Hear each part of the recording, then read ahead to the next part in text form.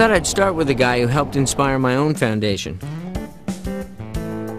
Lance Armstrong. Who's this crazy guy? I'm noticing these bikes. This is a time trial bike that's sort of been broken down a little bit. That's a bike I cruise around town on. A survivor of cancer in 4 parts of his body, he went on to win the Tour de France 7 times.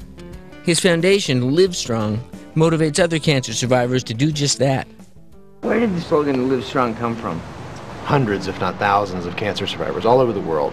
Their outlook on life, their outlook on community, their outlook on family. These people know how to live strong. They've taken that message and made it the anthem of optimism. That little yellow bracelet now signifies hope across the world. You said, this is a life I owe to cancer. And I could often say Parkinson's is a gift. It's a gift that keeps on taking, but it's a gift. But just the concept of this is a life you owe to cancer, what did you mean by that? I think as an athlete, my life was different from a sporting perspective before the disease than after. And I was a much better athlete after the disease. But I think also as a person, just the way you approach your life, the way you live your life, the attitude that you have was completely different for me. I don't think it's a stretch to say that none of my success on the bike would have been possible without that disease.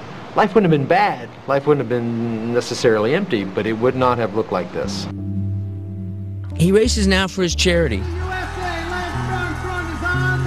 But this March, he went down, hard, along with more than a dozen other cyclists. Then you get in this crash in Spain, and did you didn't feel like somebody's trying to tell me something? I'm literally laying in a gutter in the middle of Spain, never been to this part of Spain. And I just took one feel of the collarbone, and it was just, it was like this, and I immediately thought, no, why am I doing this?